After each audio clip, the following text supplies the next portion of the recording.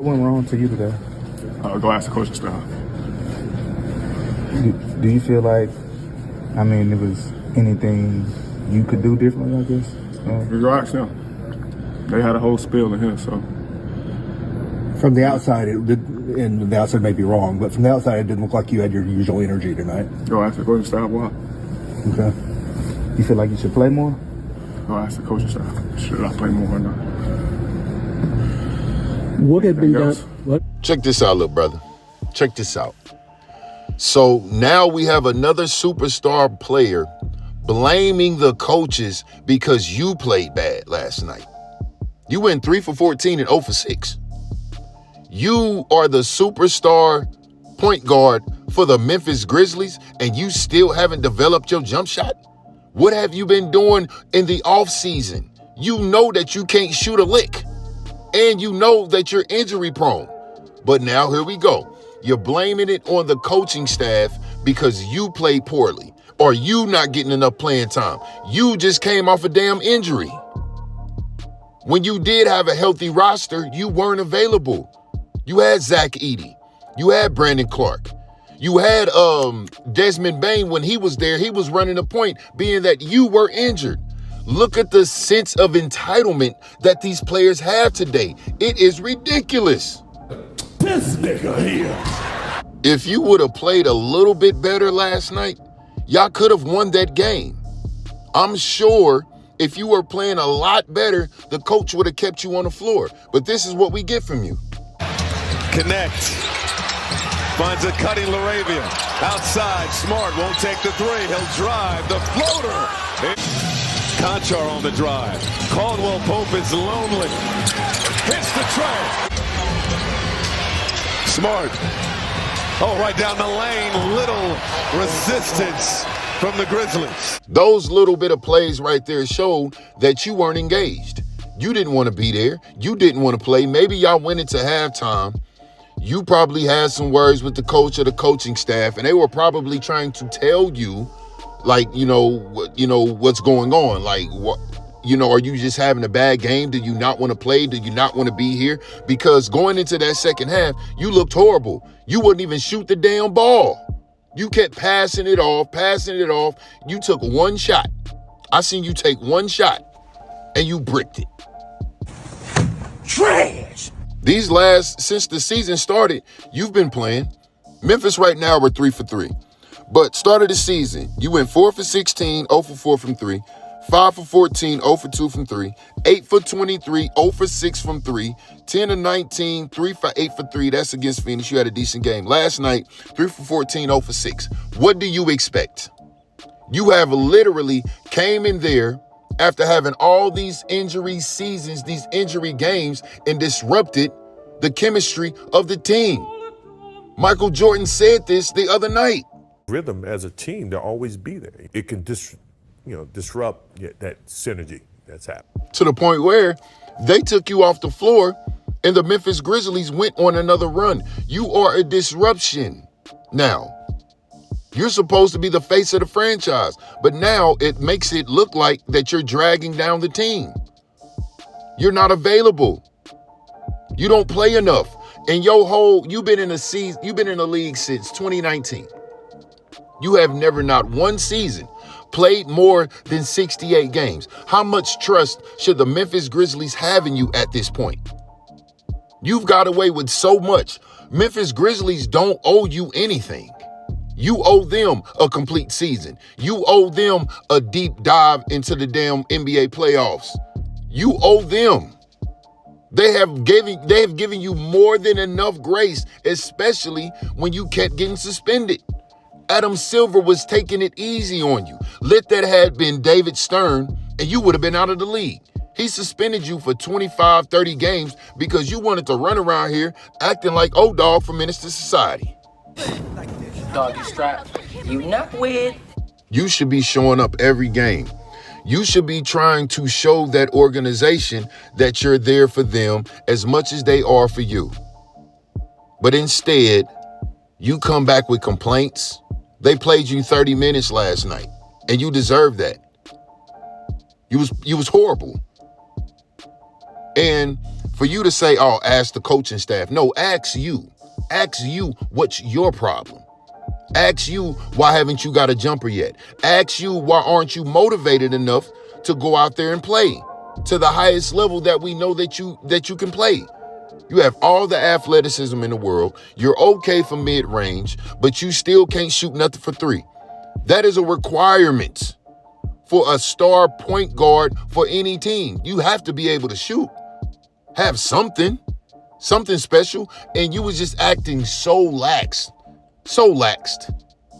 We know you for your speed. We know you can handle the ball. You was out there just tossing it around. And I'm like, what's wrong with this dude, man?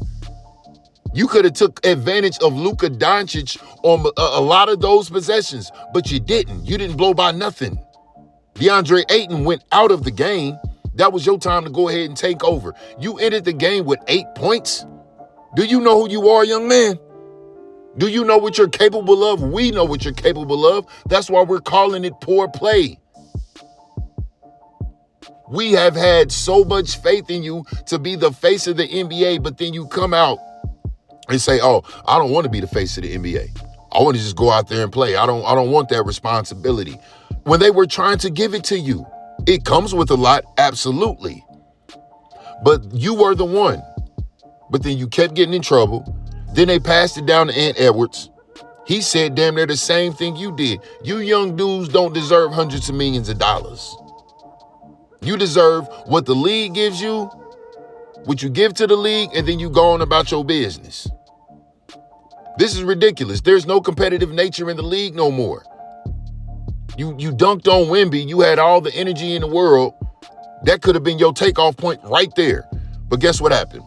A couple of games later, you were injured and off the floor again. How much more can the Grizzlies give to you? I agree that they shouldn't have given Triple J that extension for that $250-something million that they gave him. That could have been more pieces to put around you for the team to be successful. He's a big-ass softy. When Draymond Green was telling him to shut up to his face, he should have said something. Let me guess, he's the second option on the team behind you. But when he's the second option, you aren't performing, so it looks a lot worse. Ja, let me tell you something. Maybe Memphis isn't for you anymore. Maybe you need to go ahead and go find you something else to do as far as playing for another organization, but you're not motivated anymore. That game last night and that post-game interview told everybody that you didn't want to be there anymore, including the coaching staff and the organization. But let me guess, if you go somewhere else, you play poorly, 9 times out of 10, you're going to miss half the season. You're going to play less than 65 games. That's going to be the coaching staff's fault too? Because you don't want to play. You can't take care of your body. As little as you are, you should not have these many injuries. You dudes are nothing like the AIs. Nothing. Because this is what you do. You don't want to play through injuries. You want to sit out, I hurt my ankle or my knee sore. I got calf soreness. I got hamstring soreness. And you don't want to play. You keep getting bounced out in the first round. Even you're almost every year a play-in team if you even make it that far. But this team is going to only go as far as you can carry them. Granted, a lot of players on the team, they are injured. But if you was healthy, Zach Edey was healthy, y'all still had Desmond Bane, y'all still had Brandon Clark that can go out there and give y'all some paint protection and give y'all some good defense, y'all will be all right. But you traded away the other guy next to you, which was Desmond Bane. Now what do you have? Just you. Just you there and soft-ass Triple J. You need a new environment.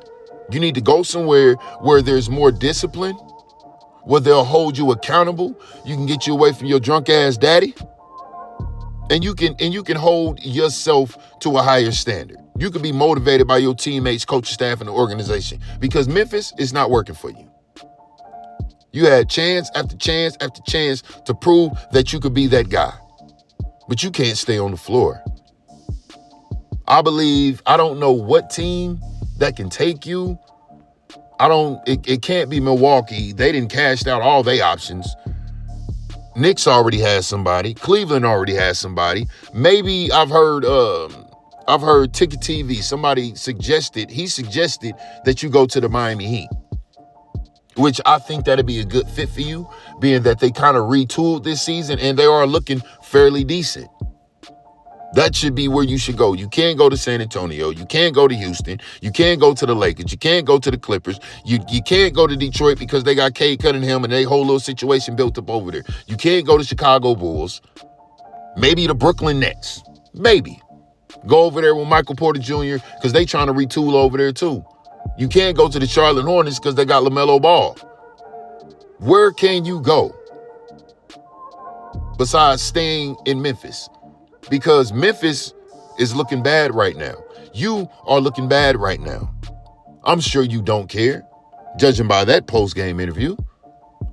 You're ready to go. You told everybody, the NBA world, last night that you are ready to go.